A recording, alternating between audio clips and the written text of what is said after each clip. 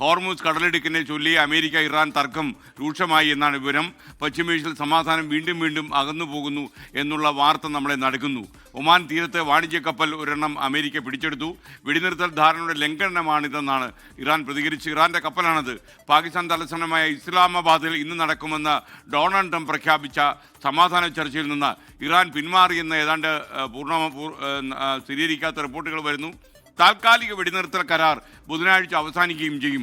അതിനിടയിൽ എന്തെങ്കിലും ഒരു കാര്യത്തിൽ എത്തിയില്ലെങ്കിൽ സ്ഥിതി കൂടുതൽ വഷളാകും എന്നാണ് നമുക്ക് ലഭിക്കുന്ന വിവരം. അമേരിക്കയിൽ നിന്ന് മധു കൊട്ടാരക്കരയും ഇന്റർനാഷണൽ ന്യൂസ് ഡെസ്കിൽ നിന്ന് PP ജെയിംസും ചേരും.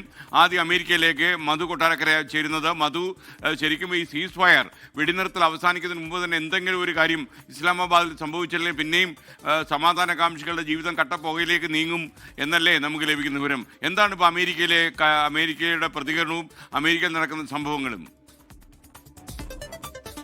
Good morning SK, good morning James sir. USS പ്രൂവൻസ് എന്ന ഗൈഡഡ് മിസൈൽ ഡിസ്ട്രോയർ യുദ്ധക്കപ്പലാണ് ഒമാൻ ഉൾക്കടലിൽ വെച്ച് ഇറാൻ ചരക്ക് കപ്പലിന് നേരെ ആക്രമണം നടത്തിയത്. ഇറാനിലെ ബന്ദർ അബ്ബാസ് തുറമുഖത്തേക്ക് പോവുകയായിരുന്ന ടൗസ്ക എന്ന ഇറാനിയൻ ചരക്ക് കപ്പലായിരുന്നു ഇത്. കപ്പൽ നിർത്താൻ വേണ്ടി റേഡിയോ വഴി ഈ US സൈനികർ നൽകിയ നിർദ്ദേശങ്ങൾ ടൗസ്കയുടെ ക്യാപ്റ്റൻ തുടർച്ചയായിട്ട് തള്ളിക്കളഞ്ഞു എന്നാണ് ലഭിക്കുന്ന വിവരങ്ങൾ.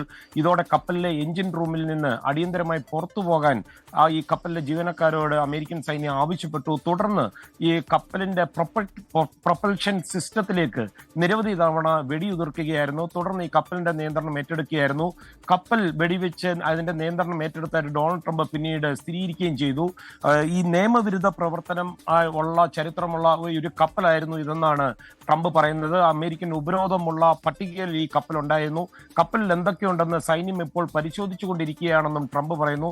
SK, അതേസമയം സമാധാന ചർച്ചകൾക്കായി വൈസ് പ്രസിഡന്റ് JD വാൻസിന്റെ നേതൃത്വത്തിലുള്ള ഒരു ഉന്നതതല സംഘത്തെ പാകിസ്ഥാൻ തലസ്ഥാനമായ ഇസ്ലാമാബാദിലേക്ക് അയക്കുമെന്ന് വൈറ്റ് ഹൗസിലെ ചില ഉദ്യോഗസ്ഥരും പറയുന്നുണ്ട്. ട്രംപിന്റെ സഹായികളായ സ്റ്റീവ് വിറ്റ്കോഫും അതുപോലെ അദ്ദേഹത്തിന്റെ മരുമകൻ ജാരഡ് കുഷ്ണറും ഒക്കെ ഈ സംഘത്തിലുണ്ട്. ഏപ്രിൽ 8 വെടിനിർത്തൽ പ്രാബല്യത്തിൽ വന്നതിന് ശേഷമുള്ള രണ്ടാമത്തെ ഒരു ഉന്നതതല കൂടിക്കാഴ്ചയാണ്.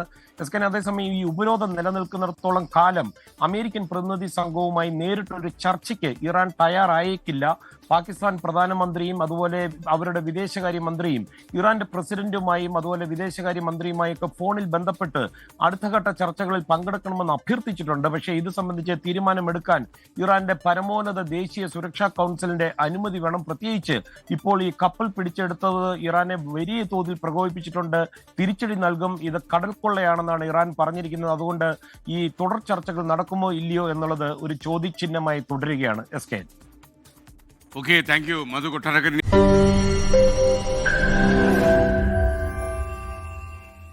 ലോകത്തെവിടെയായാലും ഏത് സമയത്തും 24 വാർത്തകളും ഓഗ്മെന്റഡ് റിയാലിറ്റി പാക്കേജുകളും എക്സ്പ്ലെയിനറുകളും വിശദമായി കാണാൻ ഞങ്ങളുടെ YouTube ചാനൽ നിങ്ങൾക്ക് സബ്സ്ക്രൈബ് ചെയ്യാം.